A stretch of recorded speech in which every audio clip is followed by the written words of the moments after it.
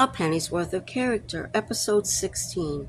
Then Sean walked softly inside and listened to Mr. Conley count the eggs Manuel Green had bought. He watched Manuel Green trade his eggs for groceries. He stood in the back of the store so quietly they didn't see him. Then Manuel Green put his basket of groceries on his arm and left the store. Only Tom Crumb was left. He asked Mr. Conley for a sack of meal and flour. Mr. Conley picked up the sack on the top and filled it full of meal from the barrel.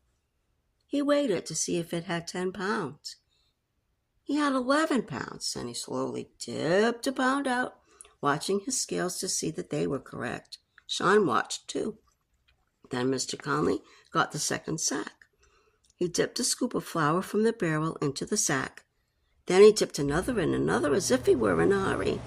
Sean saw the flour stream through the corner of the sack like water pouring through the holes in a sieve. "Whoops!" Mr. Conley shouted as he put the sack down on the floor as quickly as he could to save the flour. "Tom, did I tear that sack?" Mr. Conley said, looking up at Tom Crumb. "Don't think you did," Tom replied. "I just bought this sack about 3 hours ago from Sean Shelton," he said. "He brought me 10 sacks, and I looked at nearly all of them to see if there were any holes." Sean was standing behind Mr. Conley and Tom Crumb, and they hadn't seen him yet. "These are the first sacks I've used today," Mr. Conley said. "See what it has cost me because I didn't look inside the other 2 sacks."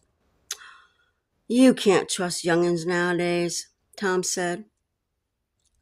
"They're not raised right." "Nope, I don't guess you can," Mr. Conley said.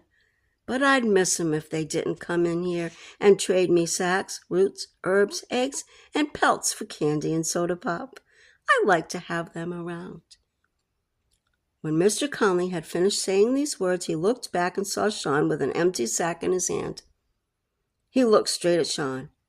Tom Crumb turned around to look. "Want something, Sean?" Mr. Conley said. "Yes," Sean said. He walked up, his heart beating faster and the sweat running from his face. He gave Mr. Conley the sack. "Just one?" Mr. Conley said.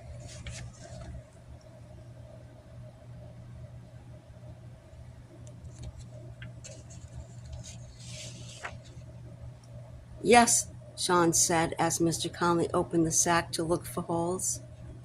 "No use to look for a hole," Sean said. "Oh," he said, then he laughed.